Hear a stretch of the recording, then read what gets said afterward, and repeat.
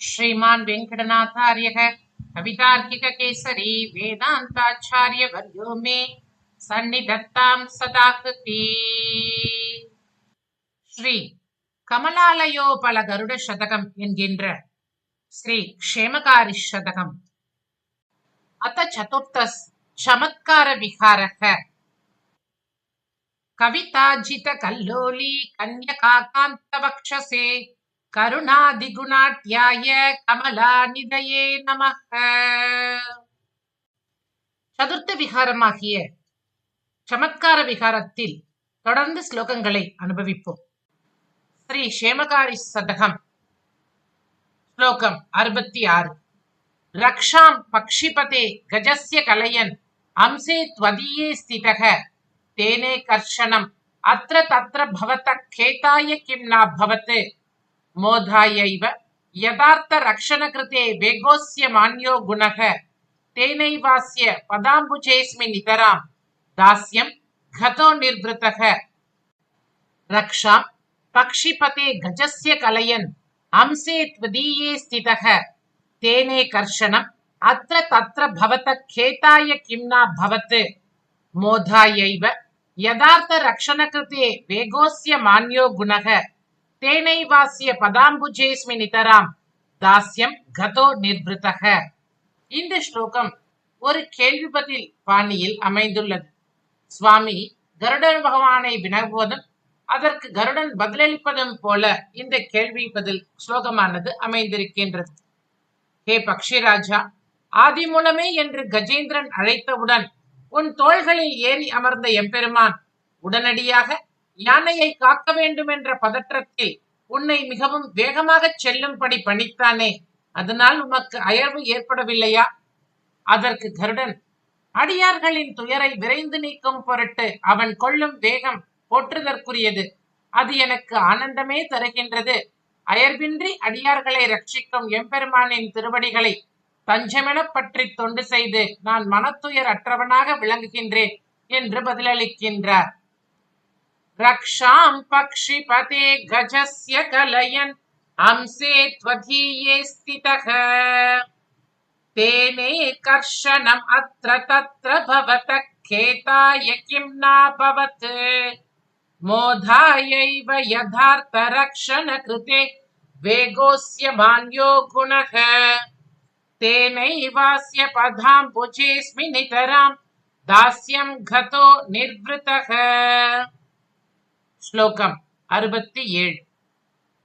பிராளேயாஹார்ய கன்யா பரிபృట தானுஷி ஜ்யாவிமுக்தே ருஜுத்வம் பிராப்தே பானே த்வயாதோ பததி பகவத ஸ்பாதமூலே முராரேகே பக்தே சக்தே மிருதங்கே நத சிரசி ததோ ஹந்த கங்காதரேஸ்மின் அஸ்மத் சுவாமின் கருத்மன் த்வமசி யதுபதே சஸ்மித பிரேம பாத்திரம். இந்த ஸ்லோகத்தில் பானாசுர யுத்தமானது வர்ணிக்கப்படுகின்றது. பானாசுரனுக்கு துணையாக சிவனும் சிவகணங்களும் வந்துள்ளனர்.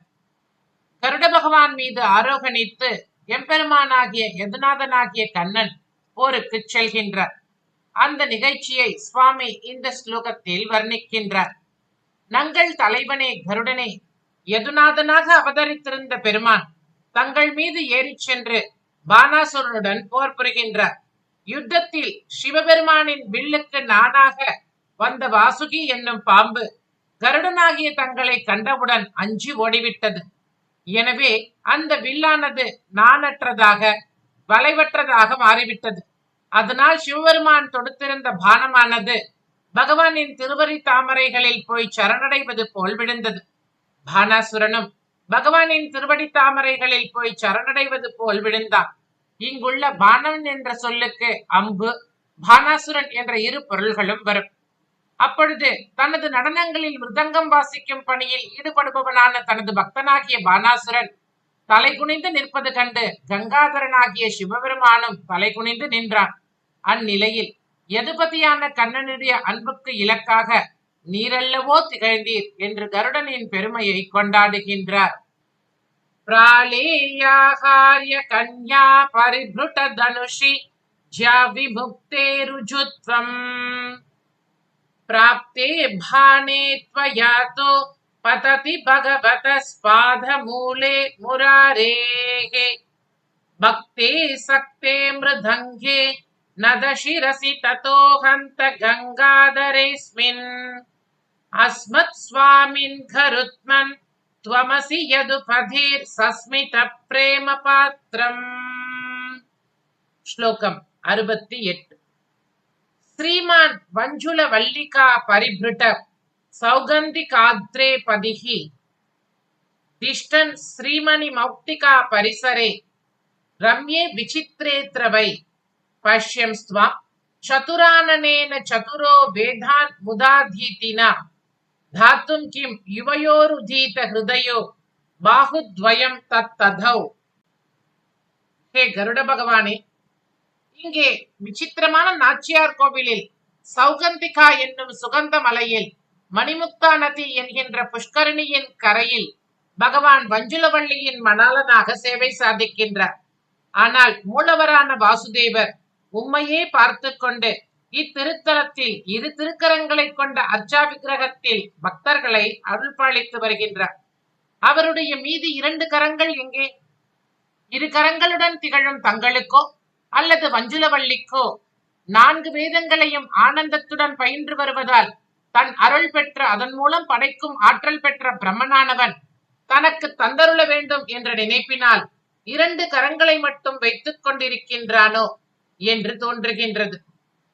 श्रीमान् वञ्जुलवल्लिका परिभृडक् सौगन्धिकाद्रे पतिः तिष्ठन् श्रीमणिमौक्तिका परिसरे रम्ये विचित्रेऽत्र वै पश्यं स्वां चतुराननेन चतुरो वेदान् मुदाधीतिना धातुं किं युवयोरुदीत हृदयो बाहुद्वयं तत्तधौ. श्लोकम् 69. आनीते भवता विरोच नगराद् वाज्रे गिरीडे तथा मुक्तं मौक्तिकम् एकम् अग्रसरिति श्रीभासुरं मार्गितुं हस्तौ द्वौ प्रसृतौ विधाय सफलौ सञ्चादितुं तन्मणिं हस्तावेव नहीति किं नु कथयन् स्वामी विहस्तो भवत्.